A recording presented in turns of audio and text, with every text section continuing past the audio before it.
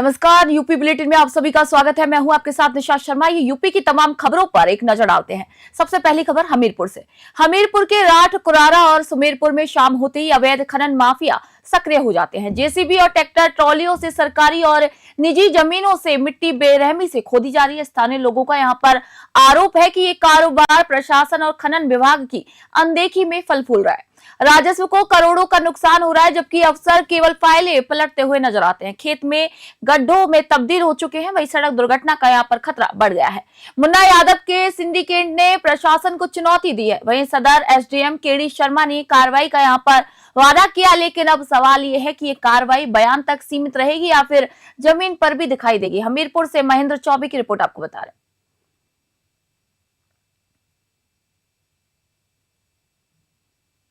हमीरपुर के सरीला, गोहंड और राठ क्षेत्र की आंगनबाड़ी कार्यकर्ता और सहायिकाओं ने अपनी प्रमुख मांगों को लेकर प्रधानमंत्री के नाम का यहां पर उप जिला अधिकारी राठ को ज्ञापन सौंपा है। 1975 से नौनिहालों के पोषण और शिक्षा की जिम्मेदारी संभाल रही कर्मियों का कहना है कि वर्तमान मानदेय 4,500 और सहायिकाओं का 2,200 रुपए प्रति माह बेहद कम वेतन है। उन्हें न पेंशन, न भविष्य निधि और न ही ग्रेच्युटी और न ही सामाजिक सुरक्षा मिली है। सुप्रीम कोर्ट के आदेशों के बावजूद ग्रेच्युटी लागू नहीं की गई। वहीं आंगनबाड़ी कर्मियों ने सम्मानजनक सामाजिक सुरक्षा, भयमुक्त कार्य वातावरण, मानदेय में 3 गुना वृद्धि और पेंशन की यहाँ पर मांग उठाई है। देश के भविष्य को संवारने वाली इन महिलाओं के लिए न्याय और सुरक्षा अब सबसे बड़ी आवश्यकता है। हमीरपुर से महेंद्र चौबे की रिपोर्ट आप देख रहे हैं। हमारे लोगों की मांगे हैं कि जो हमारा वेतन है बहुत कम मिल रहा है। 6,000 में हमारे बच्चे नहीं पल पा रहे हैं, हमारे आंगन में खुशियाँ नहीं हैं। इसलिए हम लोगों ने ज्ञापन दिया कि हम लोगों को कम से कम 20 से 24,000 का मानदेय दिया जाए और जब हम लोग रिटायर्ड हों तो कुछ पैसे मिलें, क्योंकि हम आंगन बेरोजगार हो जाते हैं।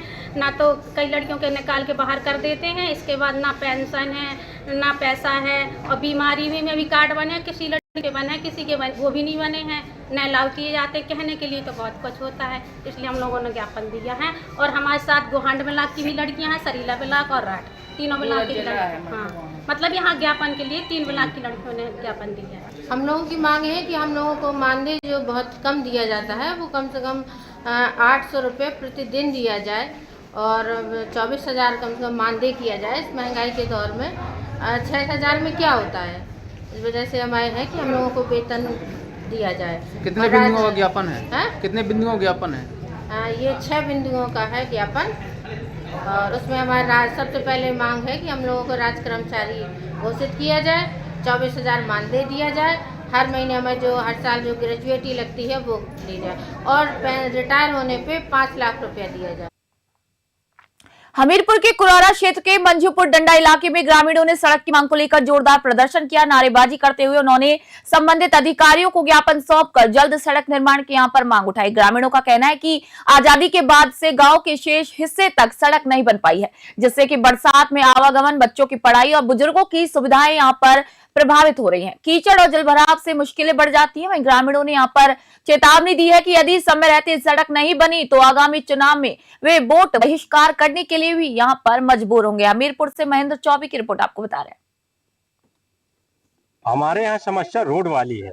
आज तक हमारे यहाँ रोड नहीं मिला है। जब से मूल निवासी वहाँ बसे हुए हैं, रोड की कोई व्यवस्था नहीं है। यदि हमारे यहाँ के कोई भी व्यक्ति बीमार पड़ जाता है तो न एम्बुलेंस जा पाती, न चिकित्सा का कोई व्यक्ति जा पाता है, इसलिए कोई तो वहीं दम तोड़ देता। दूसरी समस्या सबसे बड़ी बात है, जो देश के भविष्य की बात है, देश की भविष्य की बात यह है कि हमारे ग्राम पंचायत के लगभग 600 बच्चे हैं जो शिक्षा ग्रहण करने के लिए हमीरपुर सीधा आते हैं जिला विद्यालयों में, और 4 महीने बारिश के कारण रास्ता न होने के कारण वो विद्यालय में आकर शिक्षा ग्रहण नहीं कर पाते, इसलिए उनका 4 महीने का सिलेबस छूट जाता है। वो आज भी शिक्षा में कमजोर है, इसलिए हमारे गांव का ही नहीं देश की भविष्य की रीढ़ कमजोर हो रही है। हमने डीएम साहब को ज्ञापन दिया है, बताया है। मेरे गांव की समस्या ये है कि आज एक डामर रोड बना था, कहते हैं कि चंदूपुर से लेकर के बच्ची डेरा तक, तो वो जर्जर हो चुका है, बिल्कुल गाड़ी गड्ढा चलने लायक नहीं है।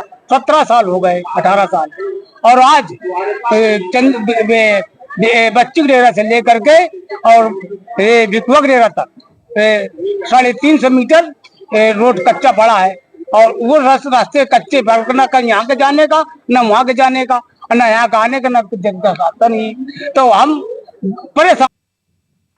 खबर औरैया से आपको बता रहे हैं, औरैया दिव्यापुर मार्ग पर दिव्यापुर पुलिस ने 25,000 रुपए के इनामी अभियुक्त दीपक कुमार को गिरफ्तार कर लिया। उसे सोमवार सुबह ककुरिया मोड़ से यहां पर गिरफ्तार किया गया। पुलिस अधीक्षक अभिषेक भारती के निर्देश पर थाना प्रभारी निरीक्षक रुद्र प्रताप नारायण त्रिपाठी और महिला उप निरीक्षक आनंद कुमारी की टीम ने यहां पर ये कार्रवाई की। अभियुक्त के पास से मोबाइल और दस्तावेजों को बरामद किया गया है। वही दीपक कुमार पर कई गंभीर मामले दर्ज हैं, जिनमें धोखाधड़ी, जालसाजी, गैंगस्टर एक्ट और SC/ST एक्ट भी यहां शामिल है। दिव्यापुर थाने में भी उस पर धारा 419, 420, 467, 468, 471, 170, 171 भादवी के तहत नया मामला दर्ज किया गया है। गिरफ्तारी टीम में रुद्र प्रताप, आनंद कुमारी, देवतर पचौरी और सुनील चाहर यहां पर शामिल थे। और यहाँ से आकाश मिश्रा की रिपोर्ट आप देख रहे हैं। खबर अब आपको सोनभद्र से हम बता रहे हैं, जहां पर सोनभद्र में एसओजी और हाथी नाला पुलिस की संयुक्त टीम को एक बड़ी सफलता मिली। आयशर DCM वाहन में शीशे के बीच छिपाकर अंतर्राज्यीय गांजा तस्करी का यहां पर भंडाफोड़ किया गया है। 2 तस्करों को गिरफ्तार कर 442.5 किलोग्राम गांजा जब्त किया गया। बरामदगी में वाहन कीमत लगभग 30 लाख रुपए, 2 मोबाइल फोन और 1,390 रुपए नगद शामिल थे। जब्त गांजे की अनुमानित कीमत 1.10 करोड़ रुपए के करीब है। वहीं आरोपियों ने यहां पर कहा है कि वाहन उड़ीसा के भुवनेश्वर से शीशे की बिल्टी लेकर फिरोजाबाद के लिए रवाना हुआ था। NDPS एक्ट और अन्य धाराओं के तहत इस मामले को दर्ज कर आगे की कार्रवाई की जा रही है। SP अभिषेक वर्मा ने जीरो टॉलरेंस नीति के तहत नशा मुक्त सोनभद्र बनाए रखने का यहां पर भरोसा भी दिलाया है। सोनभद्र से संतोष साहनी की रिपोर्ट आपको बता रहे हैं। देखिए, सोनभद्र जनपद की SOG टीम एवं थाना हाथी नाला द्वारा एक भारी मात्रा में अवैध गांजा को बरामद किया गया है। घटना अगर देखी जाए तो 11 तारीख को ये सूचना मिल रही थी कि एक ट्रक जिसका नंबर TG 13T1226 तेलंगाना का ये रजिस्टर्ड ट्रक है, DCM वाहन है। इसमें उड़ीसा की ओर से ये आ रहा है। इसमें शीशा लदा हुआ है और ये फिरोजाबाद की तरफ जा रहा है। और मुखबिर द्वारा ये भी सूचना दी गई थी कि इस ट्रक में हो सकता है अवैध गांजा लेकर के आया जा रहा हो। जैसे ही ये ट्रक थाना हाथी नाला क्षेत्र में आया, SOG और थाना हाथी नाला पुलिस टीम ने इसकी घेराबंदी करी थी।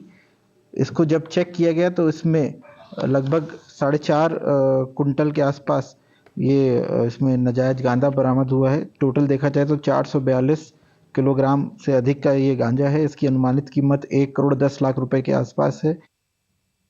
यूपी बुलेटिन में फिलहाल इतना ही। देश दुनिया खबरों के लिए देखते रहिए News 21। मैं निशा शर्मा फिलहाल आप सभी से इजाजत चाहती हूँ।